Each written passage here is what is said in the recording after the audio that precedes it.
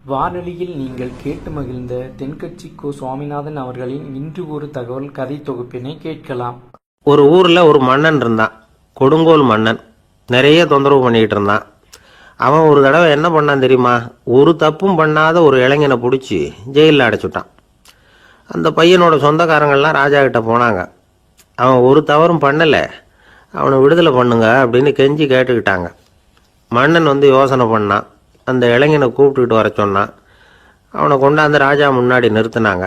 இதை பாருப்பா, உன்னை நான் விடுதலை பண்ணுவேன், ஆனால் ஒரு கண்டிஷன்.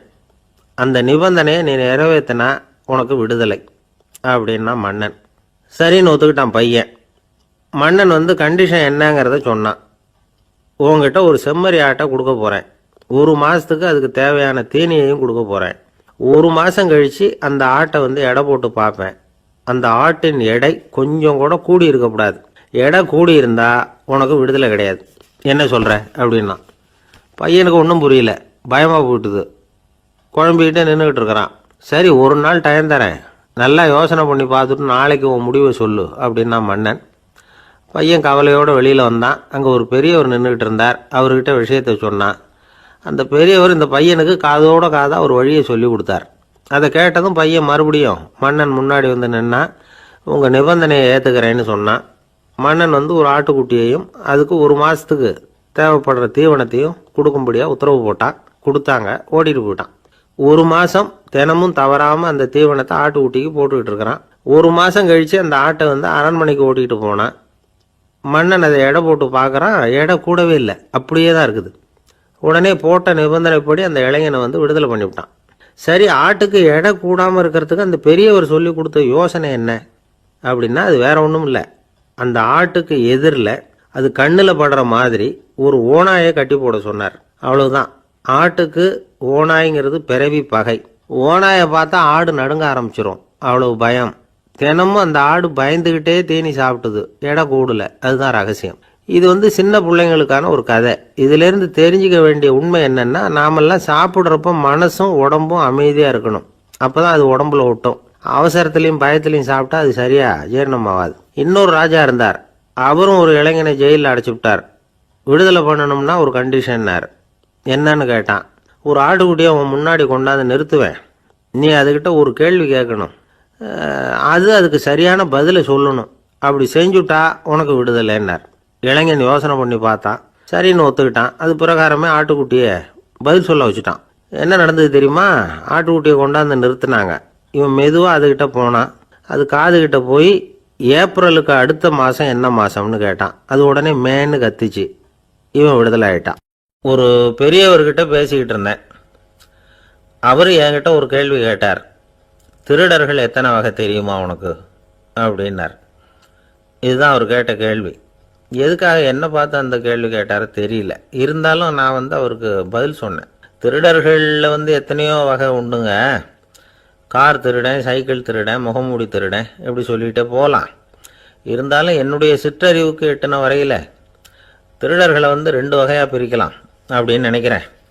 ஒன்று ராத்திரியில் திருடுற திருடன், இன்னொருத்தன் பகலில் திருடுற திருடன். அதாவது பகல் திருடன், ராத்திரி திருடன் அப்படின்னு. பெரியவர் சிரித்தார். என்ன சிரிக்கிறீங்களே? என்ன, கள்வர்கள் 4 வகை அப்படின்னு ஆரம்பித்தார். எப்படின்னு கேட்டேன். சாப்பாட்டுக்கு இல்லாமல் திருடுறாங்க பாருங்க, அது ஒரு வகையாம்.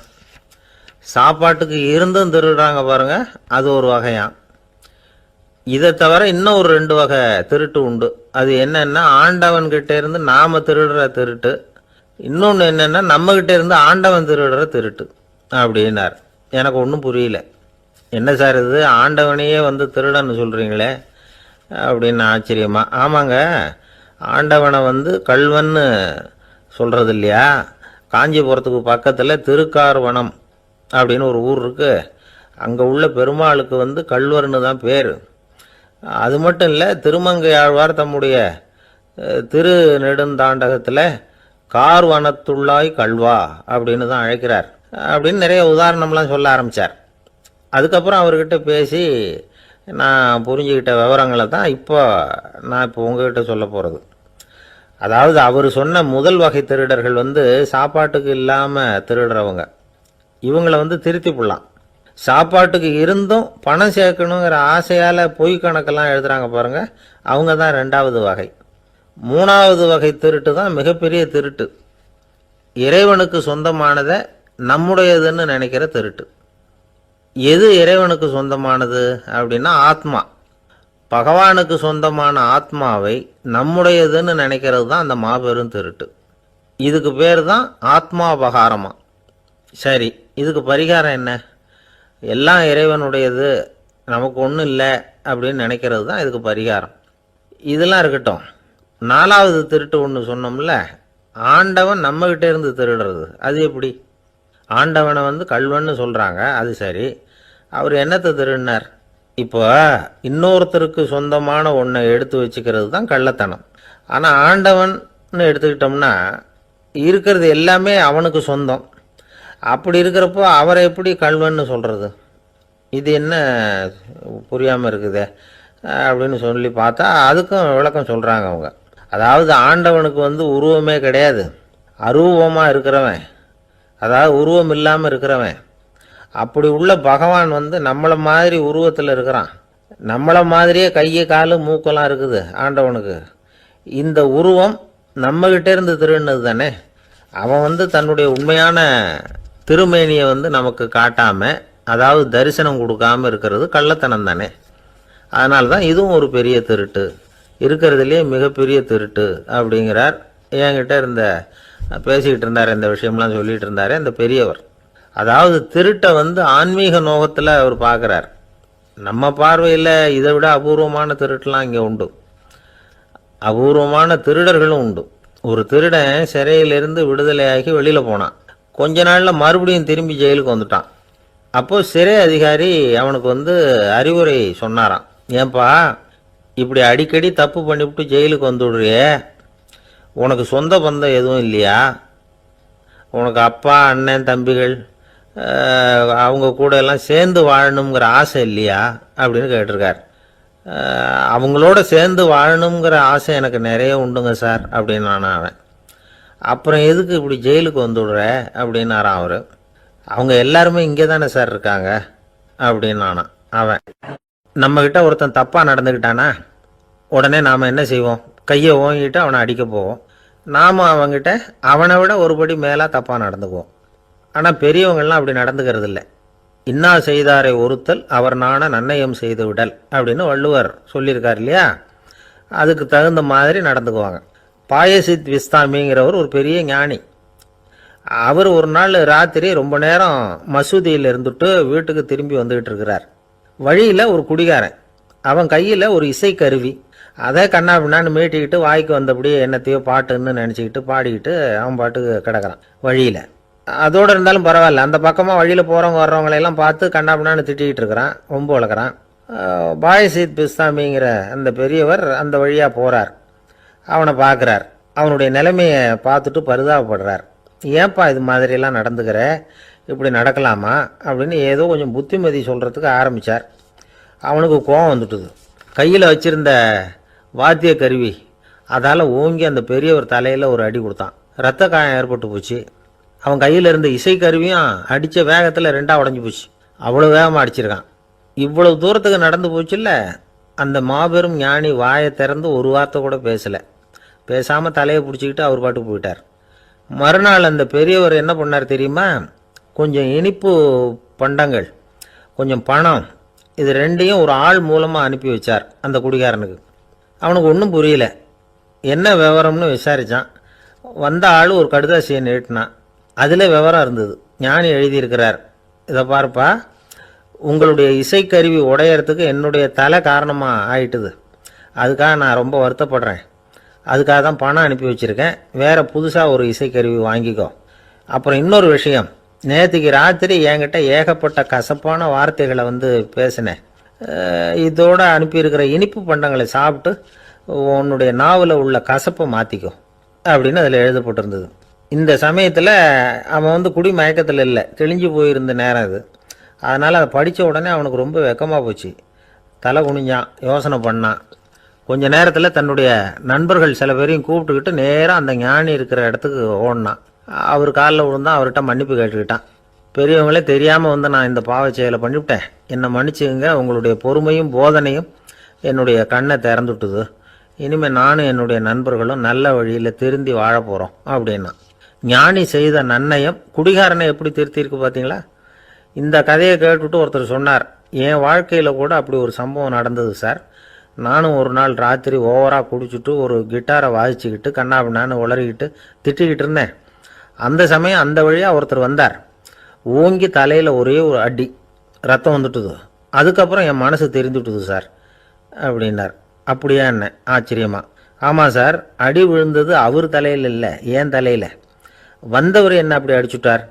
மயக்கம் தெளிஞ்சதுக்கு அப்புறம்தான் எனக்கு விவரம் புரிஞ்சுது. அவர் ஒரு போலீஸ்காரர் அப்படின்னார் ரொம்ப சோகமாக. ஒரு நாள் ராமர் அரசவையில் உட்காந்துருக்கிறார். ராமராஜ்யம் நடந்துக்கிட்டு இருந்த நேரம். அந்த சமயத்தில் ஒரு நாய் வந்து அரச சபைக்கு வந்துதான். அது தலையில் அடிபட்டு ரத்தம். அந்த கோலத்தில் அது அங்கே வந்தது. எல்லாரும் ஆச்சரியமாக அதை பார்த்தாங்க. ராமரும் அந்த நாயை பார்த்தார். நீங்கள் வந்த காரியம் என்ன, என்ன நடந்தது, எதுவாக இருந்தாலும் பயப்படாமல் சொல்லு அப்படின்னார். உடனே அந்த நாய் மெதுவாக சொல்ல ஆரம்பிச்சுதான். ஐயா, நான் தெருவில் போய்கிட்டு இருந்தேன். வழியில் ஒருத்தர் வந்தார். அவர் வேத சாஸ்திரம்லாம் படித்த பெரியவர். அவர் எந்த காரணமும் இல்லாமல் அவர் கையில் வச்சுருந்த குச்சியால் என் தலையில் அடிச்சுட்டார். அதுதான் தலையில் ரத்தம். இதை நீங்கள் விசாரித்து தகுந்த தீர்ப்பு வழங்கணும் அப்படின்னு தான் அந்த நாய். ராமர் பார்த்தார். உடனே தன்னுடைய காவலர்களை அனுப்புனார். அந்த ஆளை எங்கே இருந்தாலும் போய் கொண்டுகிட்டு வாங்க அப்படின்னு விட்டார். காவலர்கள் போனாங்க. அந்த ஆளை பிடிச்சி கொண்டு வந்துட்டாங்க. அரண்மனைக்கு வா அப்படின்னு சொல்லி கூப்பிட்டுட்டு வந்துட்டாங்க. என்ன நடந்ததுன்னு விசாரித்தார் ராமர். அதுக்கு அந்த ஆள் சொன்னார், நான் வந்து வீதி வழியாக வந்துக்கிட்டு இருந்தேன். குறுக்க இந்த நாய் வந்தது. நான் அவசரமாக போய்கிட்டு இருந்தேன். இது எனக்கு வழி விடாமல் குறுக்க பூந்து இடைஞ்சல் பண்ணிச்சு. எனக்கு கோபம் வந்துட்டுது. அதனால் அடிச்சுட்டேன். வேத சாஸ்திரம் படித்த நான் என் வசம் இழந்து கோபப்பட்டது பெரிய தப்பு தான். அதை நான் ஒத்துக்கிறேன். குற்றத்தை ஒப்புக்கொள்கிறேன். எனக்கு என்ன தண்டனை கொடுக்கணுமோ அதை கொடுங்க, ஏற்றுக்கிறேன் அப்படின்னு விட்டார். சரி, இப்போ அந்த ஆளுக்கு தண்டனை கொடுக்கணும். என்ன தண்டனை கொடுக்கறது யோசனை பண்ணார் ராமர். அதையும் அந்த நாய்கிட்டே கேட்டார். நீயே சொல்லு, என்ன தண்டனை கொடுக்கலாம் இவருக்கு அப்படின்னார். இதுக்கு அந்த நாய் என்ன சொல்லிச்சு தெரியுமா? இவரை ஏதாவது ஒரு கோயிலுக்கு தர்மகர்த்தாவாக நியமனம் பண்ணிவிடுங்க, அதுதான் இவருக்கு சரியான தண்டனை அப்படின்னுது. இதை கேட்டதும் ராமர் முகத்தில் புன்னகை. ஆனால் அங்கே இருந்த மற்றவங்களுக்கெல்லாம் ஆச்சரியம். அது எப்படி தப்பு செஞ்சவங்களுக்கு தண்டனை கொடுக்கறது தானே நியாயம், அதை விட்டுட்டு தர்மகர்த்தா பதவியை கொடுக்க சொல்லுதே இந்த நாய் அப்படிங்கிற ஆச்சரியம். இந்த சந்தேகத்தை அந்த நாய்கிட்டேயே கேட்டாங்க அங்கே இருந்தவங்க. இதுக்கு அந்த நாய் பதில் சொல்லிச்சான். நான் வந்து போன பிறவியில் ஒரு கோயிலுக்கு தர்மகர்த்தாவாக இருந்தேன். எவ்வளவோ கவனமாக எச்சரிக்கையாக தான் என்னுடைய கடமைகளெல்லாம் செஞ்சுக்கிட்டு வந்தேன். அப்படி இருந்தாலும் சில சமயங்களில் என்னையும் மீறி கோயில் செல்வத்தை நான் அனுபவிக்கிறதுக்கு காரணமாயிட்டேன். ஒரு கோவிலுக்கு தர்மகர்த்தாவாக இருக்கிறவங்க எப்படியும் இந்த பாவத்திலேருந்து தப்பிக்கிறது கஷ்டம். அதனால தான் நான் இந்த பிறவியில் நாயாக பிறந்து இப்படி கஷ்டப்படுறேன். இதே நிலைமை இந்த ஆளுக்கும் ஏற்படணும் அப்படிங்கிறதுக்காக தான் அவரையும் ஒரு கோயிலுக்கு தர்மகர்த்தாவை நியமிக்கும்படி கேட்டுக்கிட்டேன் அப்படின்னு தான் இந்த நாய். இதிலேருந்து என்ன தெரியுது? எந்த பதவியில் நாம் இருந்தாலும் நமக்கு தெரியாமல் கூட அதை தவறாக உபயோகப்படுத்தக்கூடாதுங்கிறத இதிலேருந்து புரிஞ்சுக்கணும். இல்லைன்னா அடுத்த பிறவியில் நாயாக பிறந்து எங்கேயாவது போய் வாழை ஆட்டிகிட்டு நிற்க வேண்டியது தான். கோவில் வாசலில் 2 நாய் பேசிக்கிட்டு இருந்து தான், போன ஜென்மத்தில் நான் மனுஷனாக தான் இருந்தேன். ஒரு கோவில் பூசாரி பேச்சை கேட்டுவிட்டு அவரோட கூட்டு சேர்ந்துக்கிட்டு ஆண்டவன் போட்டிருந்த நகையெல்லாம் அபகரித்து என்கிட்ட கொடுத்தாரு அவர். நான் எடுத்துகிட்டு வந்துட்டேன். திருடினது அந்த ஆள் தான், எடுத்துகிட்டு வந்தது தான் நான். இருந்தாலும் நான் மட்டும் நாயாக பிறந்துட்டேன். இப்போ மட்டும் அந்த பூசாரி என்கிட்ட மாட்டினா கடித்து குதறி விடுவேன் அப்படின்னு தான். அவசரப்பட்டு அப்படி செஞ்சுடாதே. பதிலுக்கு அவரும் உன்னை திருப்பி கடித்தாலும் கடிச்சிருவார். ஏன்னா அவரும் இப்போ ஒரு நாயாக தான் பிறந்திருக்கிறார் அப்படின்னு தான் இன்னொன்று. அது எப்படி உனக்கு தெரியும்னு தான் இது. நான் தானே அது அப்படின்னு தான் அந்த நாய். அப்படி ஒரே ஒரு ஊரில் ஒரு அம்மா இருந்தாங்க. அந்த அம்மாவுக்கு ஒரே ஒரு பிள்ளையாண்டான். அவனுக்கு ரொம்ப அக்கறையோடு கல்யாணம் பண்ணி வச்சாங்க. கல்யாணம் முடிஞ்சதும் மருமக பொண்ணு வீட்டுக்கு வந்து சேர்ந்தது. அப்பாடா, என் கடமை முடிஞ்சுது, இனிமேல் அக்கடான்னு எங்கேயாவது ஒரு மூலையில் படுத்து கிடக்கலாம் அப்படின்னு நினச்சாங்க அந்த அம்மா. ஆனால் நினைக்கிறபடி எங்கே நடக்குது? அதுக்கப்புறம் தான் பிரச்சனையே ஆரம்பமாச்சு. மருமகள் குணம் சரியில்லை, ஒரு மாதிரி. அந்த பொண்ணு வீட்டுக்கு வந்ததுமே முதல் வேலையாக மாமியாரை பார்த்து, அதுதான் நான் வந்துட்டேன்ல, இனிமேல் உங்களுக்கு என்ன வேலைங்க, புறப்பட வேண்டியது தானே, காசி ராமேஸ்வரம்னு எங்கேயாவது போங்க அப்படின்னுட்டு தான். மாமியாரை பார்த்தாங்க, கொஞ்சம் யோசனை பண்ணாங்க. இந்த பாருமா, நீ இப்படி சொல்கிறதுக்கு முன்னாடியே வீட்டை விட்டு புறப்படணுங்கிற முடிவுக்கு நான் வந்துட்டேன். வீட்டை மட்டும் இல்லை, இந்த உலகத்தை விட்டே கூட போகிறதுக்கு தயாராக இருக்கிறேன். ஆனால் ஒரே ஒரு விஷயத்துக்காக என் உயிரை கையில் பிடிச்சிக்கிட்டு இருக்கிறேன் அப்படின்னாங்களாம். என்ன விஷயம்னு கேட்டது இந்த மருமக பொண்ணு. வேற ஒன்றும் இல்லை, என் பிள்ளைக்கு கல்யாணம் பண்ணி வச்சுட்டேன். ஒரு பேர புள்ள பிறந்து அதை என் கண்ணால் பார்த்துட்டேன்னா நான் எங்கே வேணும்னாலும் போகிறதுக்கு தயாராக இருக்கிறேன் அப்படின்னாங்களாம் அந்த மாமியார். மாமியார் இப்படி சொல்கிறதுலேயும் நியாயம் இருக்கிறதாக பட்டுது அந்த பொண்ணுக்கு. சரி, அப்படியே இருந்து பார்த்துட்டு போகலாம் அப்படின்னு அனுமதி கொடுத்தது. கொஞ்ச காலத்தில் ஒரு பேரன் பிறந்தான். அந்த அம்மாவும் பேரனை கண்ணால் பார்த்துட்டாங்க. சரி, பேரனை பார்த்தாச்சுல்ல, இனிமேல் புறப்பட வேண்டியது தானே அப்படின்னது மருமக பொண்ணு. மாமியார் பார்த்தாங்க, நீ சொல்கிறது சரிதாம்மா, அதில் ஒன்றும் தப்பு இல்லை. என்னோட பேரன் உங்களை அம்மா அப்பான்னு கூப்பிடுறத என் காது குளிர கேட்டுட்டு போயிடுறேனே அப்படின்னாங்களாம். சரி, அந்த ஆசையை நிறைவேறட்டும் அப்படின்னு காத்துக்கிட்டு இருந்தாங்க. பேரன் வளர்ந்தான், நடந்தான், பள்ளிக்கூடம் போனால், பெரியவனானான். மருமக பொண்ணு மறுபடியும் மாமியாரை விரட்ட ஆரம்பிச்சுட்டுது, இன்னும் புறப்புள்ளையான்னு. இதை பாருமா, இது வரைக்கும் இருந்துட்டேன். பேரனோட கல்யாணத்தையும் கண்ணால் பார்த்தா தான் இந்த கட்டை வேகும் போல் இருக்குது அப்படின்னு சொல்லி ஒரு மாதிரியாக பேச ஆரம்பித்தாங்க. இதுவும் நியாயமான ஆசையாக தான் படுது அப்படின்னு அது யோசிச்சிருக்கு அந்த பொண்ணு. சரின்னு அதுக்கும் ஒத்துக்கிட்டது. உடனே பேரனுடைய கல்யாணமும் முடிஞ்சது ஒரு வழியாக. இனிமே ஒரு நொடி கூட இங்கே இருக்கக்கூடாது, புறப்படுங்க அப்படின்னு மாமியாரை விரட்டிச்சான் அந்த பொண்ணு. இப்போ அந்த மாமியார் தன்னோட மருமகளை பார்த்து சொல்கிறாங்க, இதோ கிளம்பிட்டேம்மா, என் மூட்டை முடிச்செல்லாம் கட்டிக்கிட்டேன், புறப்பட்டுவிட்டேன். அப்படியே நீயும் உன் துணிமணிகளை மூட்டை கட்டிக்கிட்டு கிளம்பிடும், என்னோட சேர்ந்து 2 பேருமா சேர்ந்து போயிடலாம் அப்படின்னாங்களாம். அந்த பொண்ணு முழிக்குது. முழிக்காதே, உனக்கும் ஒரு மருமக வந்துட்டா, இனிமேல் நீயும் ஒரு மாமியார் தானே, உனக்கும் இனிமேல் இங்கே வேலை இல்லை, புறப்படு அப்படின்னாங்களாம். அப்போ தான் அந்த பொண்ணு சிந்திக்க ஆரம்பிச்சுதான், தன்னோட தவறு புரிஞ்சுதான். இந்த தகவலை கேட்டுக்கிட்டு இருக்கிற மருமகள்லாம் இதை பற்றி கொஞ்சம் யோசித்து பார்க்கணுங்கிறதுக்காகத்தான் இதை சொல்கிறோம் மாமியார்கள் சார்பாக. கொஞ்ச நாளைக்கு முன்னாடி ஒரு பொண்ணை பார்த்து பேசுகிற சந்தர்ப்பம் கிடைச்சிது ஒரு கல்யாண வீட்டில். அந்த பொண்ணு சொல்லிச்சு, சார் எனக்கு கல்யாணம் ஆகி 15 வருஷம் ஆகுது, நான் மாமியார்கிட்ட சண்டை போட்டதே இல்லை அப்படின்னு ரொம்ப அடக்கமாக சொல்லிச்சு. அது எப்படிம்மா சாத்தியமாச்சுன்னு கேட்டோம். எனக்கு கல்யாணம் ஆகி 15 வருஷம்தான் ஆச்சு, ஆனால் என் மாமியார் செத்து போய் 20 வருஷத்துக்கு மேலே ஆயிட்டுது அப்படின்னு. அப்பாவுக்கு 2 பிள்ளைங்க. மூத்தவன் ரொம்ப அடக்கம், அப்பா எது சொன்னாலும் கேட்பான், பெரியவங்களுக்கு கீழ்ப்படிஞ்சு நடப்பான். இளையவன் அப்படி இல்லை, தான் நினச்சதை தான் சொல்லுவான், செய்வான். அடுத்தவங்க சொல்கிறத கேட்க மாட்டான், அடங்கி நடக்க மாட்டான். இந்த 2 பேரில் யாரை உங்களுக்கு பிடிக்கும்? பெரியவனை தான் பிடிக்கும், ஏன்னா அவன் தான் சொல்கிற பேச்சை கேட்குறவன் அப்படின்னு சொல்லுவீங்க. ஆனால் ஒரு ஞானி என்ன சொல்கிறாரு தெரியுமா? ஒரு குழந்தை அதன் அறிவுக்காக மதிக்கப்பட வேண்டுமே தவிர அதனுடைய கீழ்ப்படியும் தன்மைக்காக அல்ல அப்படிங்கிறார். நம்ம குழந்தைகளை சுயமாக சிந்திக்கிறதுக்கு நாம் விடுறதில்லை, மற்றவங்கள பார்த்து காப்பி அடிக்கிறதுக்கு தான் நாம் அவங்களுக்கு கற்றுக் கொடுக்குறோம். புகழ்பெற்ற மனிதர்கள் சிலருடைய பேரை சொல்லி நீயும் அவர் மாதிரி ஆகணும், இவர் மாதிரி ஆகணும் அப்படின்னு சொல்லிகிட்டே இருக்கிறோம். குழந்தைகள் தங்களுடைய தனித்தன்மையை வளர்த்துக்கிறதுக்கு நாம் தடையாக இருக்கிறோம். ஒரு குழந்தைகிட்ட அனாவசியமாக நம்பிக்கையை வளர்த்துடக்கூடாது, எந்த கோட்பாட்டையும் திணிக்கக்கூடாது. நாம் ஏற்கனவே அர்த்தமில்லாத கருத்துக்களையும் கொள்கைகளையும் மனசில் போட்டு நிரப்பி வச்சிருக்கிறோம். இந்த உலகத்துக்கு புதுசாக சேர்ந்திருக்கிற ஒரு குழந்தையின் தூய்மையான மனசில் நம்ம கருத்துக்களை அறிமுகம் செய்ய அல்லது திணிக்கிறதுக்கு நமக்கு எந்த அதிகாரமும் கிடையாது. ஒரு குழந்தைய நீ இந்த மதத்தை சேர்ந்தவன் அப்படின்னு பிறந்ததுமே ஒரு முத்திரை குத்தி விடுறோம். இது அதோட சுதந்திரத்தை ஆரம்பத்திலேயே கிள்ளி எறிகிறது மாதிரி தான். நீங்கள் ஒரு மதத்தின் வழிமுறைகளை கடைப்பிடிச்சிக்கிட்டு வர்றீங்க, அந்த வழியில் போய்கிட்டு இருக்கிறீங்க, சரி, அதனால் போகிறீங்க. அதுக்காக உங்கள் குழந்தையையும் அதே வழியில் தான் வரணும் அப்படின்னு கட்டாயப்படுத்துறதுக்கு உங்களுக்கு என்ன உரிமை இருக்குது? அந்த குழந்தை சுயமாக சிந்திச்சு ஒரு முடிவுக்கு வரட்டுமே, அதுக்கு நீங்கள் ஏன் தடையாக இருக்கிறீங்க? நமக்கு உண்மையிலேயே நம்ம குழந்தை மேலே அன்பு இருந்தால் இது மாதிரி திணிப்பு வேலைகளை செய்யக்கூடாது. திணிப்பு வேலைகளிலிருந்து குழந்தைகளை காப்பாற்றினா போதும், அதுதான் ரொம்ப முக்கியம். அடுத்த தலைமுறை அற்புதமான தலைமுறையாக உருவாகும். நாம தான் சாதி மத சங்கடங்களில் மாட்டிக்கிட்டு தவிக்கிறோம். அவங்களாவது சாதி மத வேறுபாடு இல்லாத சமுதாயத்தை பார்க்கட்டுமே, அந்த சௌகரியங்களை அனுபவிக்கட்டுமே. அதுக்கு நாம் என்ன செய்யணும்னா ஒன்றும் செய்யாமல் இருந்தால் போதும்.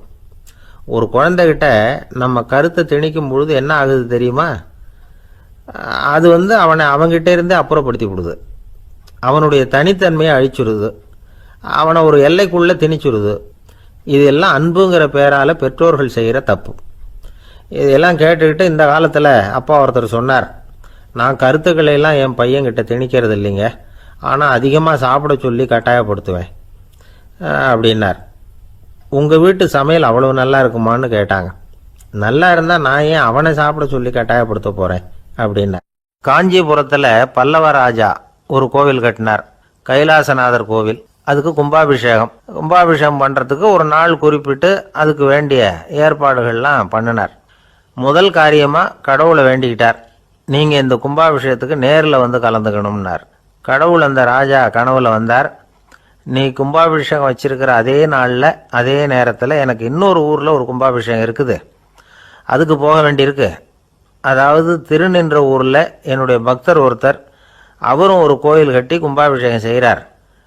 நான் அதுக்கு போக வேண்டியிருக்கு, அதனால் உன்னுடைய தேதியை நீ மாற்றி வச்சுக்கோ அப்படின்னார். கடவுள் தான் எங்கேயும் இருக்கிறவராச்சே, அவர் நினச்சா 2 இடத்துலையும் இருந்து கோயில் கும்பாபிஷேகத்தை நடத்த முடியாதா? ஏன் அப்படி செய்யலை? அது ஒரு முக்கியமான காரணத்துக்காகத்தான். திருநின்ற ஊரில் இருந்த பூசலாருங்கிற அந்த அடியாரின் பெருமையை இந்த உலகத்துக்கு எடுத்து காட்டணுங்கிறதுக்காகத்தான் கடவுள் அந்த ராஜா கிட்ட அப்படி சொன்னார். சரி, அந்த அடியார் அப்படி என்னதான் பெருசாக கோயில் கட்டி விட்டார்? ராஜா கட்டின கோயிலை விட பெருசா?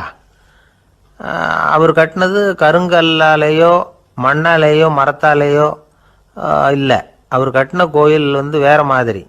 அது மனசால கட்டின கோயில், மனசுக்குள்ளே இருக்கிற கோவில், மனக்கோவில். அந்த அடியார் தன்னோட மனசுக்குள்ளே மாசக்கணக்காக ஒவ்வொரு கல்லாக சேர்த்து கட்டின கோவில். இந்த விஷயம் ராஜாவுக்கு தெரியாது. அவர் என்ன நினச்சுட்டாரு, அது நாம் கட்டின கற்கோயிலை விட ரொம்ப பெருசாக இருக்கும் போல இருக்கு அப்படின்னு நினச்சிட்டார். சரி, அப்பேற்பட்ட அந்த கோயிலை தரிசனம் பண்ணிவிட்டு வருவோம் அப்படின்னு நினச்சி ராஜா திருநின்ற ஊருக்கு போகிறார். அங்கே போய் பார்த்தா கோயிலையும் காணும், ஒன்றையும் காணும். கடைசியில் பூசலார் கட்டின மனக்கோவில் தான் அதுங்கிறத அவர் புரிஞ்சுக்கிறார். உடனே அந்த அடியாரின் காலில் விழுந்து வணங்குறார். அவரோ, இது மனசால முயன்ற கோவில், இதுக்கு இத்தனை பெருமையா அப்படின்னு ஆச்சரியப்படுறார். இதில் ஆச்சரியப்படுறதுக்கு ஒன்றும் இல்லை. ஆண்டவன் விரும்புறது அகபக்தியையே தவிர புற தோற்றங்களே அல்ல. இதை நாம் புரிஞ்சுக்கிட்டோம்னா நமக்குள்ள எந்த வேறுபாடுகளும் வர்றதுக்கு வழியே இல்லை. இன்னொரு ராஜா இருந்தார். அவர் ஆண்டவனுக்கு படைக்கிறதுக்காக ஒரு தார் நல்ல செவ்வாழை பழமாக எடுத்துக்கிட்டு போகணும்னு நினச்சார். அதனால் முத நாளே அதை வாங்கிட்டு வர சொன்னார் வேலைக்காரங்கிட்ட. வேலைக்காரன் போனால் கடைத்தெருவில் ஒரு தார் பழம் வாங்கினான். வர்ற வழியில் அவன் குடிசை. அப்படியே எட்டி பார்த்துட்டு போவோமேன்னு நினச்சான். போனான். அங்கே இவனோட குழந்தை பாவம் பசியால் கத்திக்கிட்டு இருக்கு. இவன் பார்த்தான், இவ்வளவு பெரிய தாரில் ஒரு 2 பழம் எடுத்தா தெரியவா போகுது அப்படின்னு நினச்சி ஒரு 2 பழத்தை பிச்சு அந்த குழந்தைகிட்ட கொடுத்தான். அது அதை வாங்கி வயிறார சாப்பிட்டுது. பசி அடங்குச்சு, விளையாட போயிட்டுது. இவன் அதுக்கப்புறம் வாழைப்பழத்தை எடுத்துக்கிட்டு அரண்மனைக்கு வந்தான். 2 பழம் பிச்சிருக்கிறது ராஜாவுக்கு தெரிஞ்சு போச்சு. இவன் உண்மையை சொல்லிவிட்டான். உடனே ராஜா, கடவுளுக்கு படைக்க வேண்டிய பொருளை குழந்தை எச்சில் பண்ண விட்டுருக்கியே அப்படின்னு சொல்லி அவனை கட்டி வச்சு சாட்டையால் அடித்தார் பாவம்.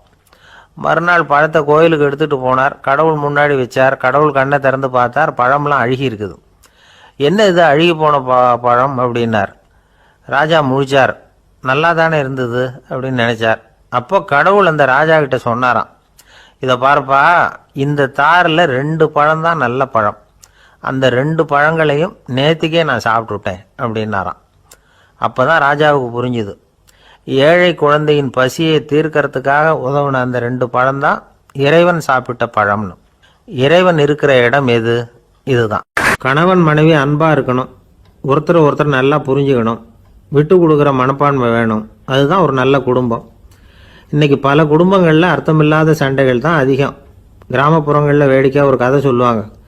ஒரு ஊரில் ஒரு ஆள் இருந்தான், வேலை வெட்டி இல்லாமல் சும்மாவே இருந்தான். அவனுக்கு கல்யாணம் பண்ணி வச்சாங்களாம். மனைவி சேர்ந்தா. சும்மாவே உட்காந்துருக்கிறியே, ஏதாவது சம்பாதிக்கிற வழியை பாரு அப்படின்ட்டுருக்கா. அதுக்கு தான் யோசனை பண்ணிகிட்டு இருக்கிறேன், ஒரு அருமையான ஐடியா அப்படின்னு நானா. என்ன அது சொல்லு அப்படின்ட்டுருக்கா அவன். ஒரு ஆட்டுக்குட்டி வாங்க போகிறேன்ருக்கான். அதை வாங்கி என்ன பண்ண போகிறேன்னா, அந்த குட்டி வளரும், பெருசாகும், அதுக்கப்புறம் அது நிறைய குட்டி போடும் அப்படின்ட்டுருக்கான். சரி, அப்புறம் என்ன, அதையெல்லாம் சந்தையில் கொண்டுட்டு போய் விற்றுவிட்டு அந்த காசுக்கு ஒரு எருவு மாடு வாங்கலாம். சரி, அது எதுக்கு? எருவு மாடு நிறைய பால் கொடுக்கும், அதை கொண்டுகிட்டு போய் பால் பண்ணையில் கொடுப்பேன், அல்லது நானே விற்றுருவேன், கை நிறைய காசு கிடைக்கும். அதுக்கப்புறம் ஒரு பசுமாடு வாங்குவேன், பாலையும் விற்கலாம், நாமளும் காய் போட்டு சாப்பிட்லாம், இப்படிலாம் சொல்லியிருக்கான்.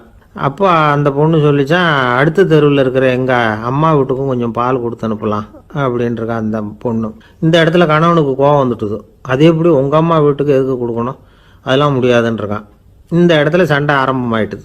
கொஞ்ச நேரத்தில் 2 பேரும் சத்தம் போட ஆரம்பிச்சிட்டாங்க. கடுமையான சண்டை நடக்கிறத பக்கத்து வீட்டுக்காரன் காதில் வாங்கினான். அவன் ஓடியாந்தான். அவனுக்கு தெரியும், வாங்காத மாட்டுக்காக இப்படி சண்டை போட்டுக்கிட்டு இருக்கிறாங்கங்கிறது அவனுக்கு புரியும். அவன் ஓடி வந்து சொன்னான், ஏண்டா உன்னோட பசுமாட்டை ஒழுங்காக கட்டி போடக்கூடாதான்ருக்கான். என்னடா சொல்கிறேன்னா இவன், உன் மாடு என் தோட்டத்தில் வந்து மேய்ஞ்சுட்டுது, பயிரெலாம் நாசமாயிட்டுது, 10,000 ரூபா அளவுக்கு சேதம், அதை வாங்கிட்டு போகிறதுக்கு தான் வந்தேன், குடுறா 10,000 நானா. இவன் அரண்டு போயிட்டான். அப்புறம் சொன்னான், டேய் நான் இன்னும் மாடே வாங்கலையே, அதுக்குள்ளே அது வந்து எப்படிடா உன் தோட்டத்தில் மேயும், என்னடா உளர்றேன்ருக்கான். நீ தாண்டா இப்போ உளறிக்கிட்டு இருக்க, மாடே வாங்கலை, அதுக்குள்ளே எப்படிடா வந்து உன்னுடைய மனைவி அவங்க அம்மா வீட்டுக்கு பால் கொடுத்து அனுப்ப முடியும் அப்படின்னு அவன் கேட்டானா. நம்மளுக்கு இப்போ தான் புத்தி வந்துதான், அர்த்தமே இல்லாத சண்டை போட்டுக்கிட்டு இருக்கிறோம் அப்படிங்கிறத அவன் புரிஞ்சுக்கிட்டானான். இது நம்ம முன்னோர்கள் சொல்லியிருக்கிற ஒரு கதை. சண்டையில் தான் அர்த்தம் இல்லையே தவிர கதையில் அர்த்தம் உண்டு. அதாவது இல்லாத விஷயங்களுக்காக சண்டை போட்டுக்கிட்டு இல்லறத்தை வீணாக்கிக்கிட்டு இருக்கிற மனிதர்கள் இன்றைக்கு நிறைய பேர் இருக்கிறாங்க. ஒருத்தன் தன்னுடைய மனைவியை பற்றி மாமனார்கிட்ட புகார் சொன்னானா, மாமா உங்கள் பொண்ணு அர்த்தமில்லாத சண்டை போடுறா, எதுக்கு எடுத்தாலும் எடுத்தெறிஞ்சு பேசுகிறா அப்படின்ட்டுருக்கான். நீ எப்படி மாப்பிள்ளை அதை சமாளிக்கிற அப்படின்னு கேட்டிருக்காரு அவர். அவள் எடுத்தெறியறது என் மேலே படாமல் ஒதுங்கி நின்றுக்கிறேன் அப்படின்னு நானா இவன். ஒரு சிகை அலங்கார கூடம், ரொம்ப சுறுசுறுப்பாக எல்லாரும் வேலை செஞ்சுக்கிட்டு இருக்கிறாங்க. முடிவெட்டிக்க வந்திருக்கிறவங்க நிறைய பேர், எல்லாரும் வரிசையாக உட்காந்துருக்குறாங்க. அந்த சமயத்தில் திடீர்னு கதவை திறந்துக்கிட்டு ஒருத்தர் உள்ளே வர்றார். அவர் ஒரு பெரிய மனிதர். அவரும் முடிவெட்டிக்கிறதுக்காக தான் உள்ளே வந்திருக்கிறார். அவரை பார்த்த உடனே அங்கே வரிசையில் உட்காந்துருந்தவங்க எல்லாரும் எழுந்திரிச்சு அவர்கிட்ட வந்துட்டாங்க. அவரை சுற்றி நின்றுக்கிட்டாங்க. எப்படி இருக்கிறீங்க, நல்லா இருக்கீங்களா அப்படின்னு விசாரிக்க ஆரம்பிச்சிட்டாங்க.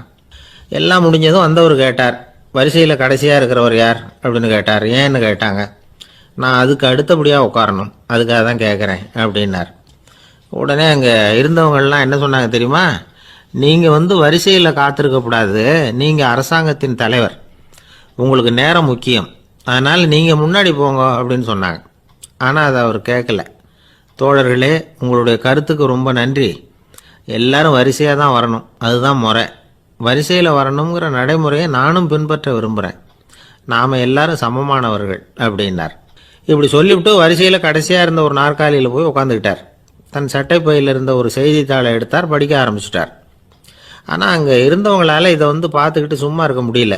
ஒருத்தர் எழுந்திரிச்சு வந்தார். ஐயா, இப்போ என்னுடைய முறை வந்திருக்குது, நான் தான் போக வேண்டிய முறை, உங்களை இங்கே காத்திருக்க வைக்கிறத விட ஒரு 5 ஆண்டுகளுக்கு கூட நான் வந்து முடிவெட்டிக்காமே இருந்துட முடியும் அப்படின்னார். அவர் மறுபடியும் சொன்னார், ஐயா நீங்கள் வந்து வரிசை முறையை தாண்டி போக விருப்பப்படல, சரி, ஆனால் என்னுடைய முறையை வந்து மாற்றி கொடுக்கறதுக்கு எனக்கு வந்து முழு உரிமை இருக்குது, இதுக்கு பதிலாக உங்களுடைய கடைசி இடத்த நான் எடுத்துக்கிறேன், இதை நீங்கள் மறுக்க முடியாதுன்னார். அங்கே இருந்த மற்றவங்களும் இதை ஒரு மனசாக வற்புறுத்த ஆரம்பிச்சிட்டாங்க. அந்த பெரிய மனிதர் பார்த்தார், சரின்னு கடைசியாக ஒத்துக்கிட்டார். அவர் யார் தெரியுமா, அவர் தான் மாவீரர் லெனின். ரஷ்யாவில் கிரெம்ளின் சிகை அலங்கார கூடத்தில் தான் இது நடந்தது. எல்லாரும் இந்நாட்டு மன்னர்கள்னு வாயளவில் பேசுகிறதுல என்ன பிரயோஜனம், நாம் எல்லாரும் சமங்கிறத நடைமுறையில் கடைப்பிடிச்சி காட்டினவங்க கொஞ்சம் பேர் தான். அவங்களில் ஒருத்தர் தான் லெனின். வரிசையில் நின்று வர்றதுங்கிறது ஒரு சிறந்த பண்பு, உயர்ந்த பண்பு. இன்றைக்கி பல இடங்களில் அது நமக்கு தேவைப்படுது. ஒரு ரேஷன் கடைவாசல், கடை திறக்கிறதுக்கு முன்னாடியே எல்லாரும் வந்து வரிசையில் நின்றுட்டாங்க. கடைசியாக வந்த ஒருத்தர் க்யூவில் முன்னாடி போகிறதுக்கு முயற்சி பண்ணுறார். ஏற்கனவே நின்றுட்டு இருக்கிறவங்க அவரை முன்னாடி போகிறதுக்கு விட மாட்டேங்கிறாங்க. கடைசியாக போய் நில்லையா அப்படின்னு எல்லாரும் கத்துறாங்க. அதை அவர் காதில் வாங்கலை, முண்டி அடிச்சுக்கிட்டு முன்னாடி போகிறதுக்கே முயற்சி பண்ணிகிட்டு இருக்கிறார். எல்லாரும் சேர்ந்து அவரை வலுக்கட்டாயமாக இழுத்து கொண்டாந்து பின்னாடி கொண்டு போய் நிறுத்திவிட்டாங்க. நிறுத்திவிட்டு சொன்னாங்க, அதை பாருப்பா, நாங்கள் இருக்கிற வரைக்கும் நீங்கள் முன்னாடி போய் எதையும் வாங்க முடியாது, தெரிஞ்சுக்கோ அப்படின்னாங்க. இப்போ அந்த ஆள் சொன்னாராம், நான் இங்கே பின்னாடி நிற்கிற வரைக்கும் நீங்களும் எதுவும் வாங்க முடியாது அப்படின்னாராம். ஏன்னு கேட்டிருக்கிறாங்க. நான் தான் அந்த கடையை திறக்க வேண்டிய ஆள். லோகமானிய பாலகங்காதர திலகர் இருந்தார்ல, அவருக்கு 15 வயசுலேயே கல்யாணம் நடந்துதான். மனைவி பேர் தபிபாய். ரொம்ப பெரிய குடும்பத்து பொண்ணு, நல்ல குணம். அவங்க குடும்பம் நடத்திக்கிட்டு இருக்கிறாங்க. அந்த காலத்தில் திருடர்கள் பயம் அதிகம். இந்த காலத்தில் மட்டும் என்னன்னு கேட்குறீங்களா? நீங்கள் கேட்குறது நியாயம்தான். இருந்தாலும் இந்த காலத்து திருடனுக்கும் அந்த காலத்து திருடனுக்கும் ஒரு முக்கியமான வித்தியாசம் உண்டு. அதாவது அந்த காலத்து திருடன்லாம் நியாயம் அநியாயம் பார்க்கறது உண்டு, இந்த காலத்தில் அப்படி பார்க்கறது இல்லை. அந்த காலத்தில் திருட வர்றவங்கள்ட்ட கூட ஒரு தார்மீக உணர்வு உண்டாம். அதாவது அப்போ உள்ள கொள்ளைக்காரங்க எதை களவாடினாலும் சரி, அரிசியை மட்டும் களவாடுறது இல்லையா, அப்படி ஒரு கொள்கை. அதனால பாருங்க, அந்த காலத்து பெண்கள் நகை நட்டுகளை பத்திரமா வைக்கணும்னா பெட்டியில் வைக்கிறது இல்லை, அரிசி பானையில் போட்டு வச்சு விடுறது.